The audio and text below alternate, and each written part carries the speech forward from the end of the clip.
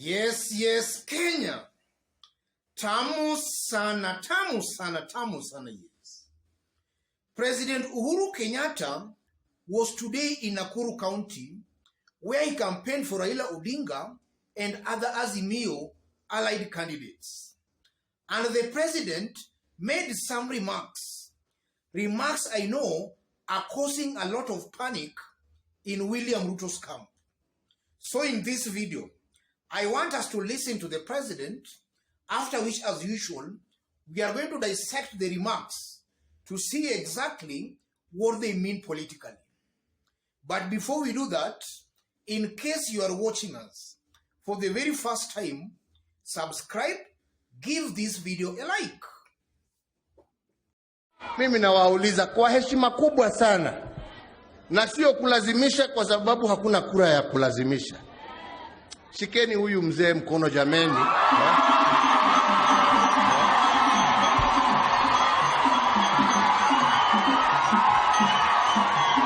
Sini namna hiyo. Na hawa wazee wetu, kwa sababu hata kama mmekubali kuunga huyo mzee mkono, kama hana wafanyikazi, sasa jameni itakuwaje? Sasa Lee hapa anataka amalize ile Ruto military.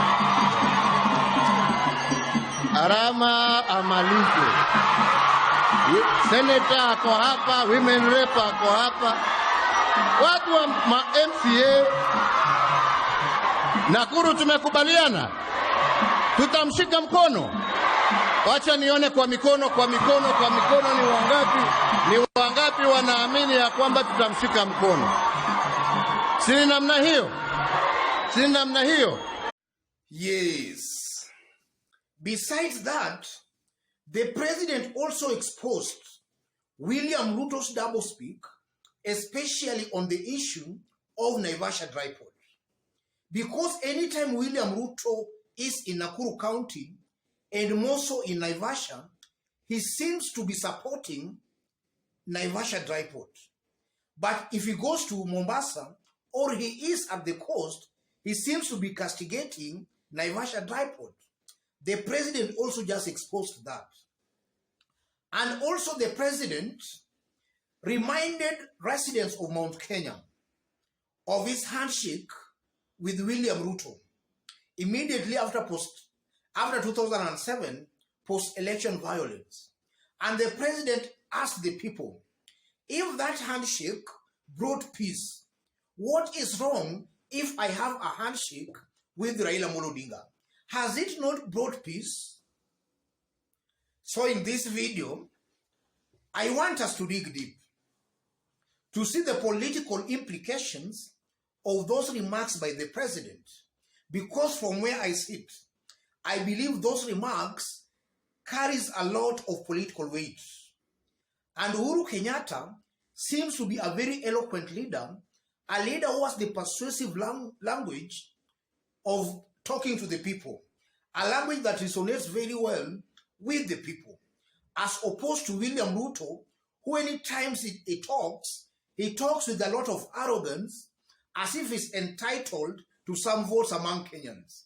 But from the president's speech, you can hear and see him persuading the people, not forcing the people. So I want us to have a look at the political implications of those remarks by the president today. If you look at William Ruto's main aim and intention is to win the mountain vote and the Kalenjin Rift Valley vote. That's largely, and that has all along been William Ruto's game plan. And that is so because in the last elections of 2013 and 2017, those are the blocks that majorly gave President Uhuru Kenyatta a win. If William Ruto can manage to lock the mountain vote as Uhuru Kenyatta did in 2013 and 2017, then he also locks the Kalenjin vote the way Uhuru did in 2013 and 2017, and then he just bagged some few votes here and there. He can have a realistic chance in this year's presidential elections. But from what we are seeing, just 2 weeks to the elections, it's almost clear William Ruto will not successfully lock the mountain votes. And even the Kalenjin vote, William Ruto might not lock it per se. And I'm saying that because if you look at the president and most of the mountain politics, I've always maintained here that our politics is largely ethnic based. And I just wish maybe there's a new team can persuade the president that in the remaining few days, the president should come on the mountain. Let the president persuade his people. If the president does that, I'm seeing the mountain tilting towards Raila Amolo Odinga, because the president is coming out as a very good campaigner. He has the right language to talk to the people. And if you leave that aside, if you look at the mountain politics and then you compare Raila and William Ruto, all along William Ruto has been campaigning on the mountain. And that can also explain as to the reason William Ruto was very popular, or rather was deemed or perceived to be popular on the mountain. Upon Raila Odinga declaring his candidature, Raila's popularity has been rising on the mountain as William Ruto's popularity declines on the mountain. And as I talk right now, I know Raila's popularity on the mountain is still rising, because from the trends we have seen since Raila declared his candidature, his graph is actually rising as William Ruto's graph declines. And the trend, in my honest opinion, is just bound to continue, because there is nothing much that have really changed that can alter that constant graph. The graph most likely will just continue that way. And also, if you look at William Ruto, I honestly believe that William Ruto's, if you look at William Ruto's closets, he has got a lot of skeletons, especially on how he has dealt with the mountain people. And the president, from his speech, was also just cleverly bringing the aspect of 2007, but in a clever way. The president wanted to remind his people of what happened in 2007 and the role he actually played as Uhuru Kenyatta to make sure his people, the mountain people, were safe and secure in the Kalenjin Rift Valley.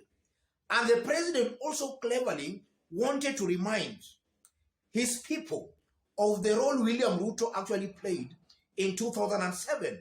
The atrocities most likely William Ruto meted on the mountain people who are living in the Kalenjin Rift Valley. I tend to believe the president wanted to bring that aspect, but in a clever way. And the main aim of that is actually to make the mountain people to compare Raila Odinga and William Ruto. In whose hands are they really safe? What bad things, or rather what has Raila done to them that William Ruto has not done to them? Or what has William Ruto done to them that Raila Odinga has not done to them? I honestly believe that in the remaining 2 weeks, if the mountain people start having such kind of discussions, and maybe they start looking deep into themselves, I still believe the mountain most likely, by the time August election will be going to the ballot, I'm seeing the mountain dumping William Ruto. That I still strongly believe on that, because I'm not just seeing any likely possibility that the mountain will ignore Uhuru Kenyatta and all their leaders to actually support somebody who actually was very aggressive against them in 2007. Otherwise, ladies and gentlemen, let me leave it there for today. In case you are watching us for the very first time, but so far you have not yet subscribed, kindly subscribe, give this video a like. Give it a like, please. And to our fans and subscribers here, I'm very much humbled, very grateful for the kind of support you are giving me here. God bless you. God bless Kenya. And to any other person, that's the kind of analysis we do here. We don't beat about the bush. We go straight to the point. Tamu sana, tamu sana, tamu sana hii.